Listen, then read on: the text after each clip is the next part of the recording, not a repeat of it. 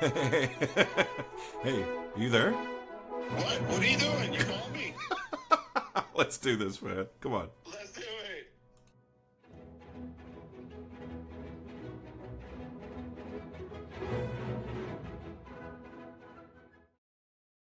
Hey, welcome back to Between the Notes podcast. We're really excited to welcome back again our dear friend of ours, Isabella Lamadriz, who we had here to talk about the Cuban Art Song Project, and that was wonderful. And today we thought we would have her talk about, so she also, as she has many talents, but she is also has been a personal trainer for a while, I think over 10 years, she said. And also she's getting certified in Pilates, which is exciting. Amazing. And then also she's going to talk about how she has hypermobility. So as she said, she's hypermobile, which sounds really awesome, but maybe can have some drawbacks. So we look forward to hearing all about this. So Isabella, welcome. Thanks for coming. Oh, thanks for having me. I'm so Of excited to be course. back. Yeah. You guys are going to have to invite me again since John is, he's beating me by He's one up. one. He's one up. Yes. He's one up. So And I y'all tell aren't you, competitive at all. not at Oh, all. no. And just to Singers throw being this out there, competitive? his episode does have very many views, I have to say. This is So if we true. can get CASP views Boy. up and we can get these views up, that'll be good for everybody. Yeah. No, Oh, it's yeah. so great to have you. We love you guys so much, and yeah. So I love for our audience to hear a little bit more about you and your artistry and your work in the physical arena, and then talk a little bit about, you said, like, your hypermobility. So tell us what we need to know. Yeah, absolutely. So I have been a personal trainer for over 10 years, which I can't believe that that's true, but it Bella's is. Boot Camp, by the way. Bella's Boot Camp. Bella's Boot Camp. Love it. Yeah, so I have the great pleasure of being able to, for the most part, work with performers, other performers. When I was in my master's at Boston Conservatory, I decided that I wanted to have a job that was going to be able to support my professional singing career. That's something that I was going to enjoy. And I was a dancer before I was a singer, and I started dancing when I was 2. Oh, wow. And so I just always had a love of movement and fitness. And so it worked out really well. It was sort of a kind of, I don't know, we'll see how this goes. And it's by far like one of the best decisions I've ever made. It's a great career, and it's a career that I can do for a really long time. So I love it dearly. But yeah, so one of the things that I get to do within personal training is see a lot of people who are part of special populations. And that can range from a lot of things. But, for today, we can talk about hypermobility, and that's something that I personally have as well. Okay. We were talking before. I score a 9 out of 9 on the hypermobile test. Wow. Okay. Yeah. What does that Yes. mean? So basically, when you think about your joints, there is a range of motion that is supposed to stop at a certain point. For those of us who are hypermobile, and there's various types of hypermobility and severity.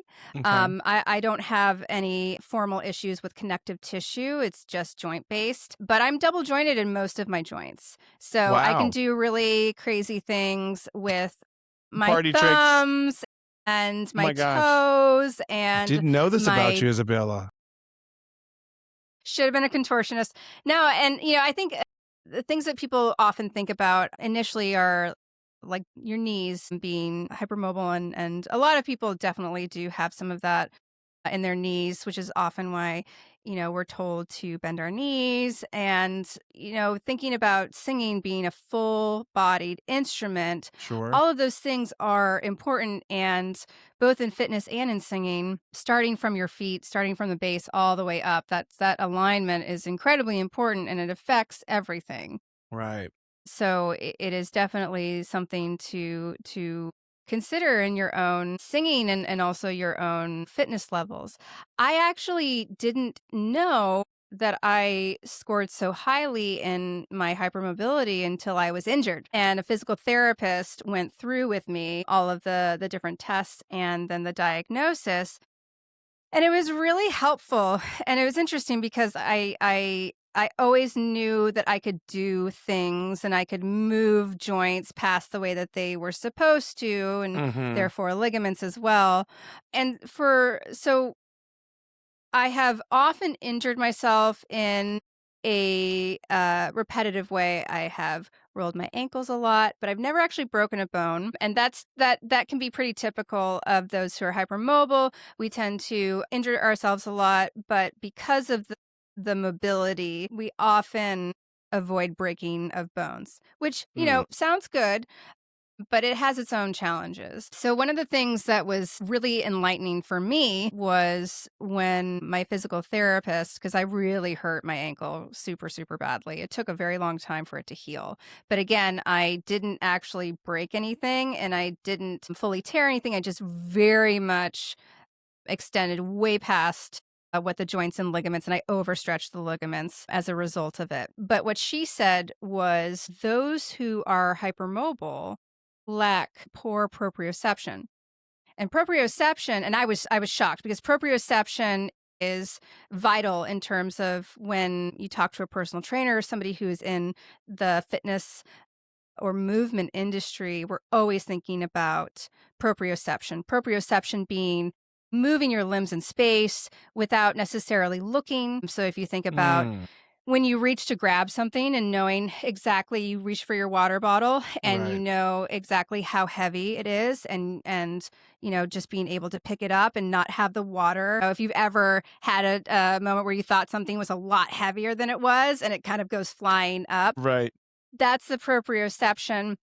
With Interesting. exercise, doing things like lunges and a lot of balance work falls within that proprioception. It's Sure. something that decreases with age. We're always kind of talking about it because we don't want people to fall and things like that. So I was surprised because I always thought that I had really good balance as a dancer and was always into fitness, and I exercise really heavily, and Mm-hmm. so I was surprised to hear that.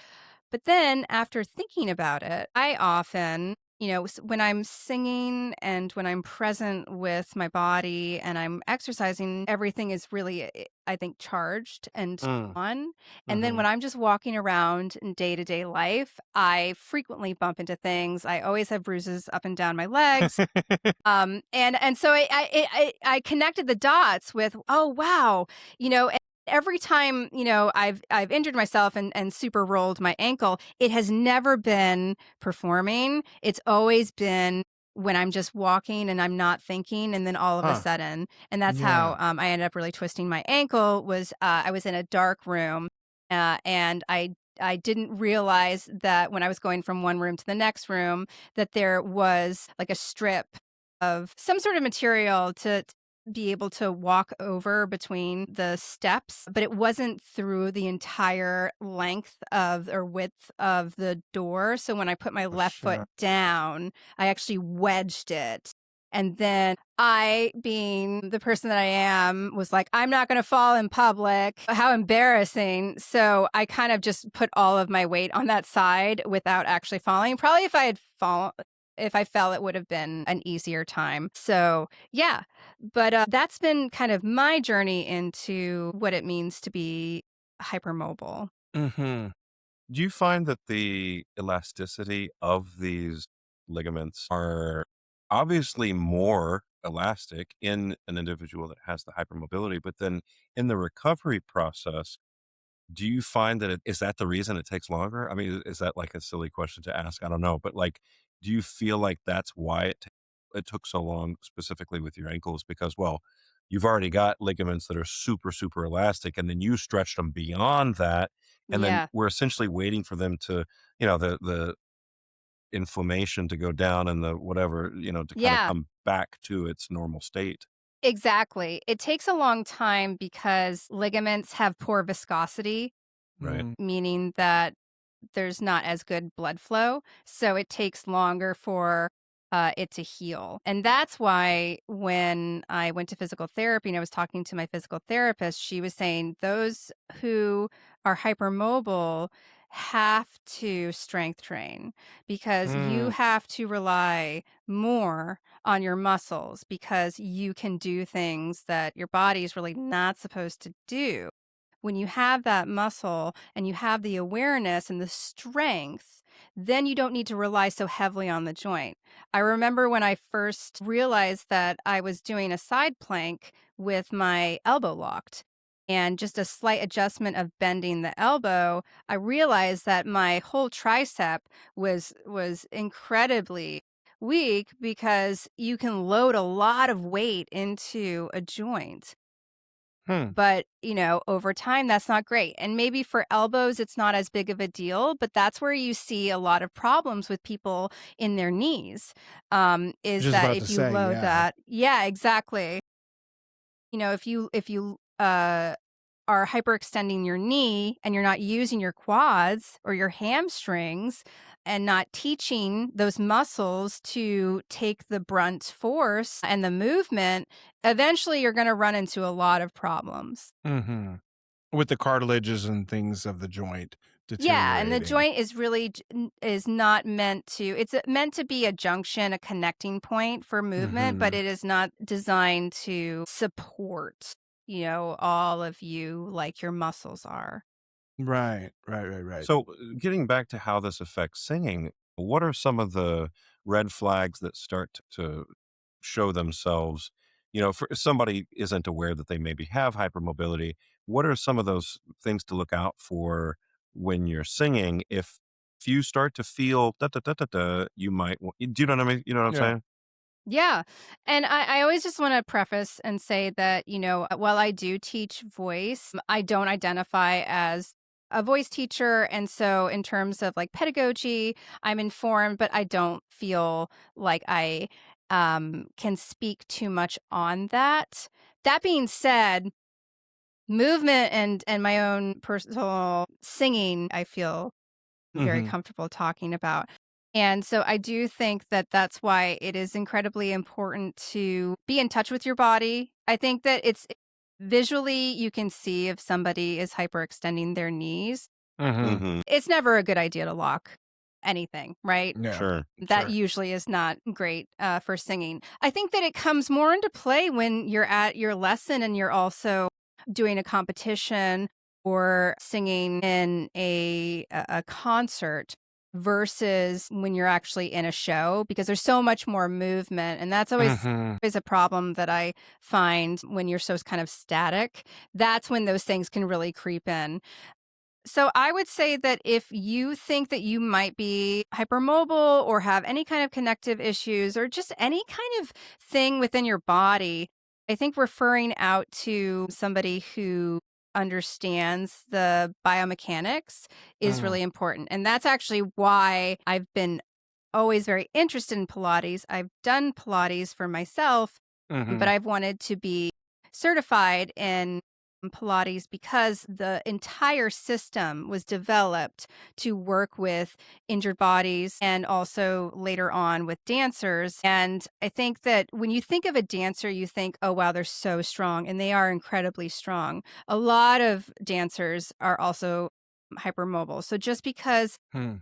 you have that flexibility, that doesn't necessarily mean that there aren't areas of your body that are being underutilized. If you Hmm. can use Sure. something that's a little bit easier, like loading a joint, for example, you're going to do it. So I think having more dynamic movement in the studio, um, and also just like, talking to your student about what their movement patterns are. Do they ever find themselves being tight in a specific area? Do they have any prior injuries? We all have things going on with our body.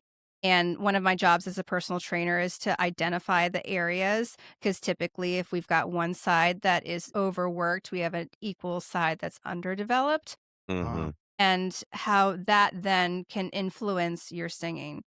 I again knew that I was hypermobile, but I didn't know quite how hypermobile I was until I was well into my singing. But gotcha. I have to say, over the last few years, I have not worn super high heels and I've kind of Hmm. changed some of the way that I actually stand. And I definitely Hmm. think that it has helped greatly for me in my singing. Yeah, I mean, for anybody who hasn't, well, even if you have heard some of the stuff on Casp, it's not. I mean, Isabella sings stratospherically high. And I was just curious if you like in I mean, you've only had the voice that you've had and you've had it your whole life and you developed with it and you feel it. But I mean, do you think that there's any kind of hypermobility as far as how much you can stretch the muscles or in all the stuff that's in there, right? Do you feel like you obviously know what it's like to stretch a joint past what is kind of like, well, maybe you don't. Maybe that's just normal. Your normal is hypermobile, right? That's a great point too. Yeah. I'm Because just curious to we live think, with yeah, ourselves. Yeah, right. absolutely. One thing that I have been internalizing more is just the fact that with flexibility, that is a different thing compared to strength. So Mhm. I've always been able to just immediately, if you're going into a forward fold, put my hands down on the ground. I can like bend my elbows nearly down to the ground. And I just always thought like, oh wow, I'm just, my hamstrings are really Mm. flexible and strong, Right. right? But actually that's the hypermobility kicking in. And Huh. so I've had to work on developing the strength within the muscles so that it is continued flexibility, but again that it's paired with that strength. I And am stability, I would imagine. exactly. I think the Yeah. stability is where that really comes in. Mm. And I know that with my teacher Arthur Levy, we have done work without even necessarily knowing or talking about the hypermobility, where he's kind of gotten me into positions where I am kind of activating that proprioception and in different positions. And Mm. that's been super helpful. But I would say that, yeah, again, Sorry, getting do you to mean vocally? understand your body and how your body feels and how it moves and figuring out what your kind of regular place is and then Mhm. seeing if that's helpful or potentially harmful because I agree. I think that when you live with yourself for so long, you don't necessarily see like, oh, one shoulder's a little bit higher. Or I Mm. was, walking down the street today in like a big coat because it's cold outside. And I have my purse on my left side and I'm swinging my right arm and realizing like, I never swing my left arm because I always am holding something. And so Right. how that changes and how that can then affect how I feel what I do for singing. I also play double bass, and that's a huge instrument. It's bigger than Right. I am. I have to wear heels in that case. I actually do have to wear heels in order to be in the right position. Otherwise, Right. my arm starts to ache. Ah, okay. So, also, what that does. So, there are things that you just do in your life that not necessarily need to correct, but just Right. acknowledge that there are movement patterns that are going to affect you. And I think one of the jobs and one of the like difficulties for you guys in teaching voice is being able to both identify that and be a sort of detective to see whether or not it's influencing some things within their singing. Sure. I remember early on in my career when I first started wearing a prosthesis. I was born without my right hand, and the powers that be in the industry seemed to have, at the time, convinced me that in order to be on stage, I needed to look normal, giant air Mhm. quotes there. Right. And I started working with like a dramatic coach to learn how to move my cosmetic prosthesis in a way to where it looked normal. Because I tell you, one of the weirdest things in the world is to add a limb to yourself when you don't when you don't already Sure. have one, Yeah, Yeah. right. and talk about, oh my gosh, underutilized, overutilized. It's like you really, I mean, I've always known that I have a very, very strong left hand and forearm and bicep and shoulder on my left side. My right side, I didn't realize how much weaker it was. And you add, just the weight of a prosthesis onto your body Mhm. and Hmm. then learning to just, I remember doing these exercises where I would stand on one end of the room and walk, all right, walk towards me. I'd walk, and, it's like learning to swing your hand that you don't have in a way that, okay, does this Right. look normal? And so, yeah, Through I your can only work of imagine. doing that, did you feel like it had any kind of impact or effect on your singing or Well, Were you it's certainly distracted by it? yes, I was just gonna say, the biggest part of it would be distraction because I would be on stage wearing this thing that extended an additional, you know, nearly 12 inches from my, you know, physical body, and then I would have to talk about proprioception. I would have to imagine, if I wanted to pick something up with my arm, I could just pick it. I mean, because I was Yeah. born without it, I Right. Mhm. use my right arm as another hand anyway. And so Right.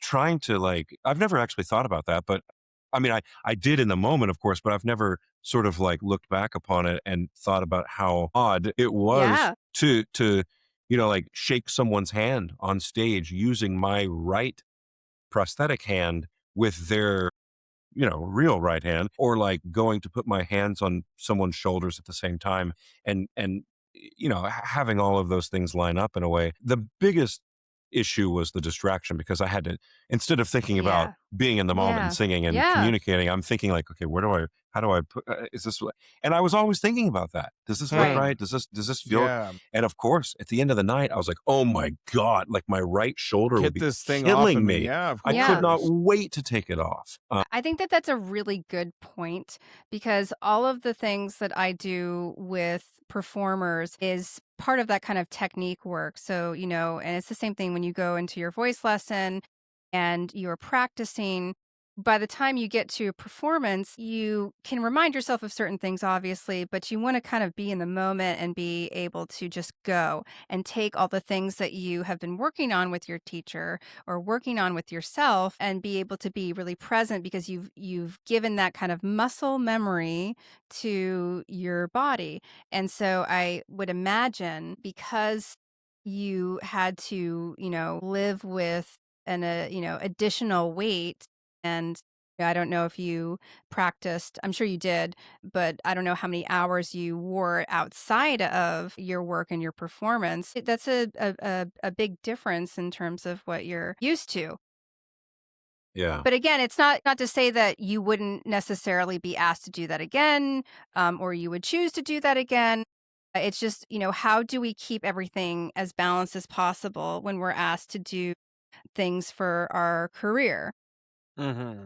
Yeah, I mean, I think, well, let's just say that there are many things about this industry that can be frustrating as we move forward in time, what they seem to find more important than other things. But I will say that I feel now more than ever, perhaps, that the inclusivity of what people can look like on stage has perhaps been at an all-time high of acceptance. And I think that that's Yeah, a Sure. beautiful thing and something agreed. that I'm certainly a champion of because I definitely feel like I have a story to tell throughout all these different characters that I sing. And I feel like during that period of time when I was made to believe that I needed to look like everybody else, and that the thing that, in my opinion, makes my portrayal of these roles more interesting. At the time, I think Yeah. the industry was sort of figuring out, do we all need to look like movie stars? Do we all need to, you Right. know, Mhm. Right. look like we could be on TV? I don't know. I think we quickly learned that when we tried to do that, it was like, oh, nobody sounds really good. Everyone looks great, but they don't necessarily sound great. And I feel like Mhm. maybe there's a compromise in between where we can still look as good as we can, but yet also be ourselves, no matter what that is. Yeah. Whether, we do only have one hand, or whether we only have one leg, or whether we are a different color, or whether we are whatever it is, right? Like, I don't think it really, as long as you can be believable in the character that you're portraying, I think it's, our job to be as in touch with our own body. As you say, our body is our instrument. Yeah. And I think that living with that and through that, it certainly poses a challenge when you have to. And I mean, sometimes I remember being asked to do a production of Hansel and Gretel where everything was on stilts, where the Mm. father, or well, let's say this, the father and the mother and the witch were all on stilts. Hansel and the Hmm. Gretel were not.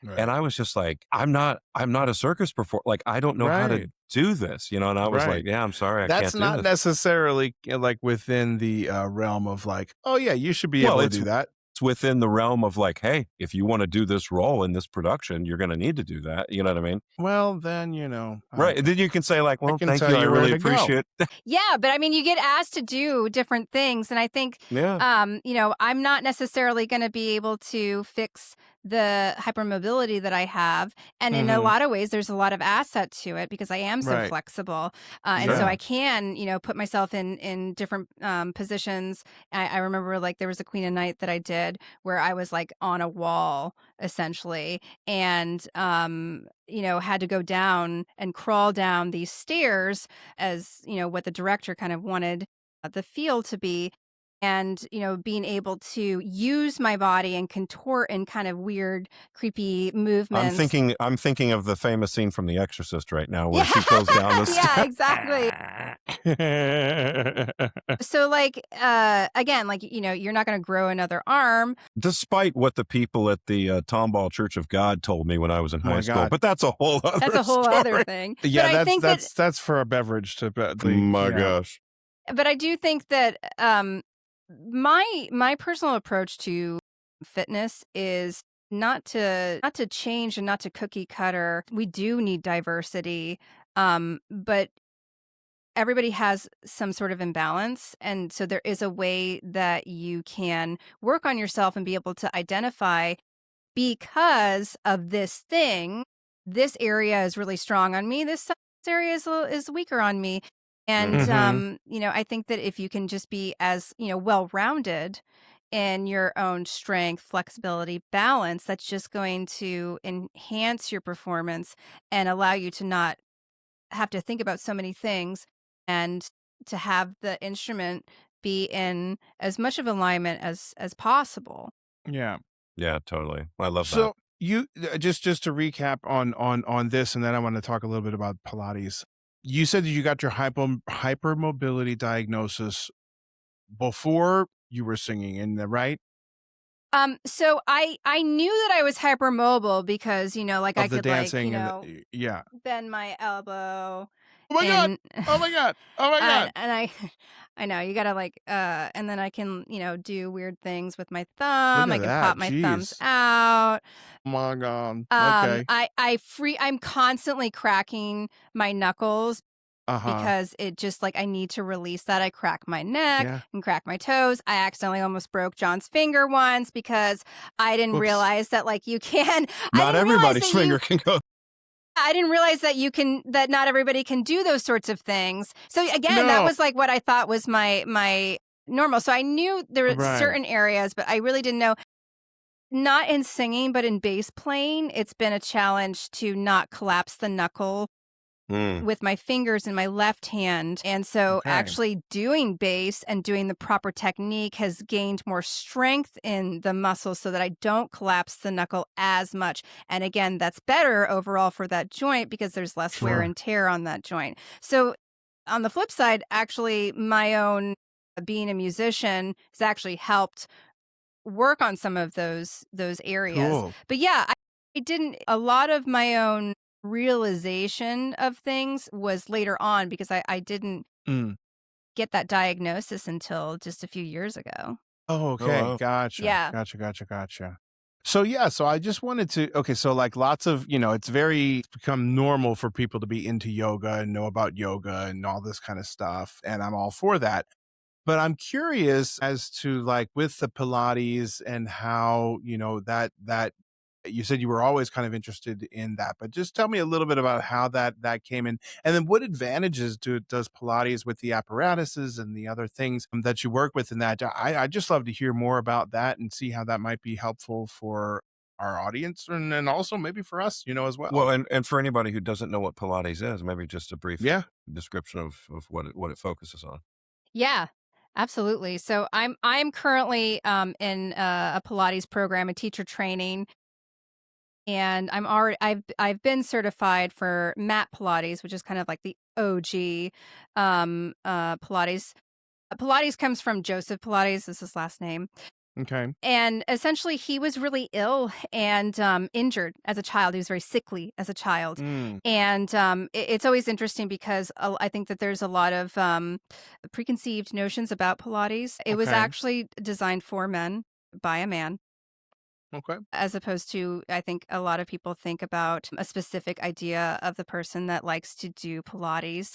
And that's Okay. actually one of the reasons why I wanted to get into actually It's like being a wealthy women's workout. exactly. It's No, so exactly. terrible, but like when No, you said that, I'm like, yeah, that's it's kind of what people think. absolutely, it's absolutely, and the apparatus are expensive, of course. But I Hmm. do think that, like, certain things in the classical world, there's this gatekeeping, and I'm just not a fan of that. Yeah. Yeah. And for me, that's my own kind of personal journey, both with CASP and then, I guess, being a Pilates instructor, is that I actually Hmm. do really want to bring this knowledge to more people and have it be more diverse, and more accessible, because it's a really incredible tool. What I like about it is that it's low impact. It works on strength. It works on flexibility, balance, kind of everything that you would want. You, like yoga, need to do a bunch of different things. Hmm. Cardio is incredibly important for the internal organs. Strength training is important for bone density. I would say that, it's not the be all end all, but there's a lot that you can do with it. There's a heavy emphasis on anatomy. I'm taking anatomy. I had to take anatomy courses for my personal training certification, but nowhere near in depth for a Pilates instructor. And that's so helpful as a singer. Oh my gosh. Yeah. And just to also see how many systems are connected to just your shoulder or just your hip. Hmm. Hmm. And so being able to have that awareness and then utilize these movements to help rebalance, again, coming from somebody who was injured or sickly, and then later on bringing different apparatus for those who were coming back from war and were injured, some of them severely injured. So Hmm. it's an incredible means. I think that I'll definitely be able to speak more on it once I have completed my full teacher training. But I do think that How it long does is a that take, by the way? really, Sorry. yeah, a while. So it's a 400-hour program of Wow. instruction. And then in addition to that, I have to do like 100 hours before then taking a comprehensive exam, as well as doing a practical with each apparatus. So it's And how far along intense. are you? I am about a third of the way. Okay. So, yeah, but I'm really excited to use it for myself. Again, one of the main points of emphasis with Joseph Pilates programming is the idea of the core, the powerhouse, and thinking of the core, both all of the abdominals, but also the pelvic floor. We talk Hmm. about that a lot when it comes And to singing. Yeah. singing Right. and being able to, be in touch and engage with that sort of second diaphragm. And so I like the awareness. I like the strength. It doesn't get you locked. It doesn't, because when you think about weight training and resistance training, which again, I'm a personal trainer, I'm very pro weight training, but you have Hmm. to know that when you are growing muscle, you're essentially making micro tears in that muscle. And then that's how more muscle is formed. So you are actually putting stress onto your body in order to do that. Hmm. And, my own belief is that that is a great thing. There's many benefits to it, but you also want to, especially as a performer, be flexible to be when you're asked to do a bunch of different things and run around. That you can do those things. So there is a necessity of strength, but also of mobility. And so that's always the thing that we're kind of going up against. I think that there was a really long time where people were, stay away from exercise. You're going to get really locked up and you're not going Right. to be able to access things.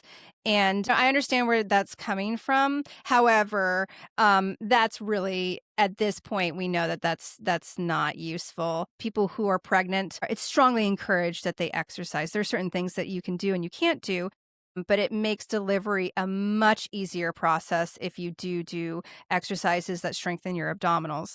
So, I don't know if we've kind of gone maybe a little bit too much on the other side where there's a more emphasis on what your body looks like versus, how you're singing and moving. So I think that we're going to kind of come back into like a more neutral ground. So that's where I think something like Pilates is really useful. I also really love looking at you'll see like videos on social media of, Hmm.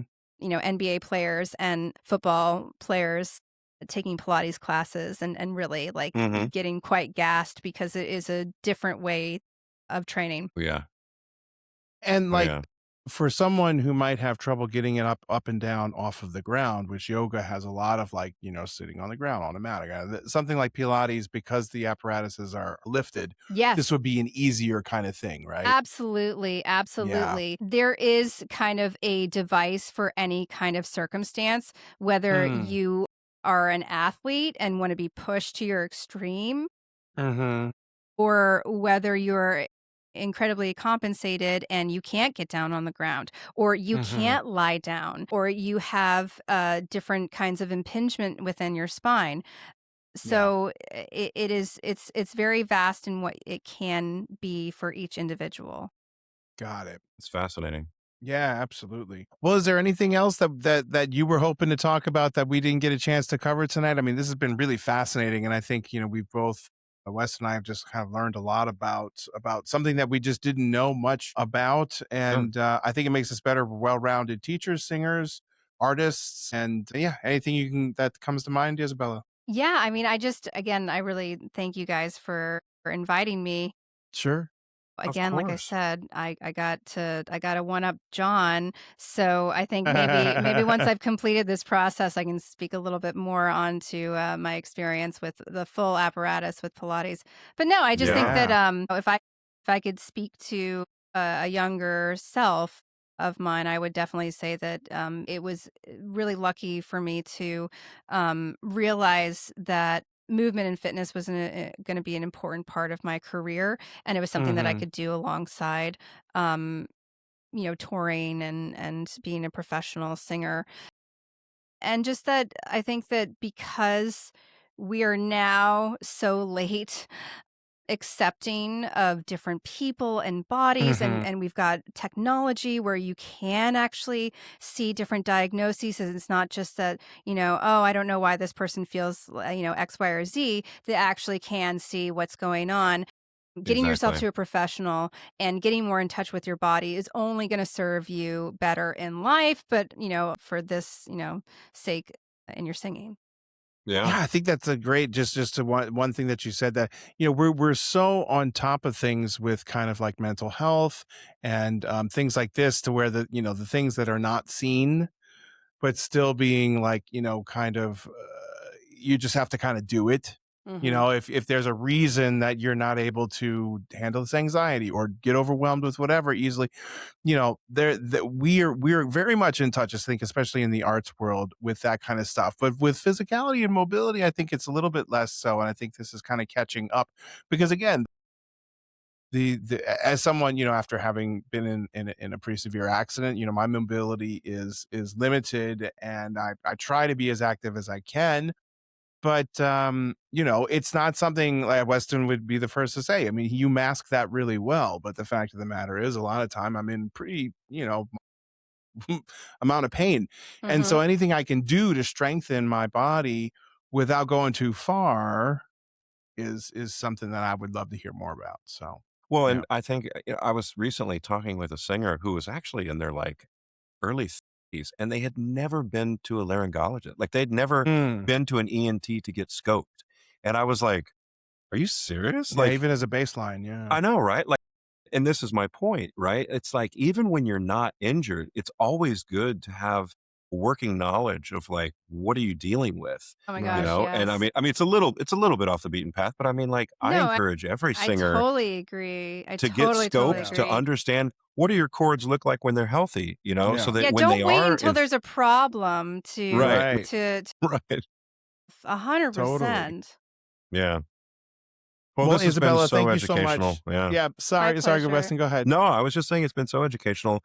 Yeah. And I think, well, I hope that anyone listening to this, they might have somebody in their lives, if it's not them themselves, that can point them towards this and learn a lot from it. So we really appreciate you sharing your story with us. It's great. Oh, thank you. It's really my pleasure. Yeah. All Awesome. right. Well, Well, good luck with all the things, and I hope you have a great rest of your week. And I hope we get to see each other soon. Same. I know I'll see you guys soon, so I look forward to seeing you this weekend. All right. All right, everybody. Thanks for joining us. Like and subscribe, and we'll see you next time. Take care. Thanks for joining us on Between the Notes. Make sure you hit that subscribe button. And join us next week for more behind-the-scenes stories, laughs, and operatic gold coming your way.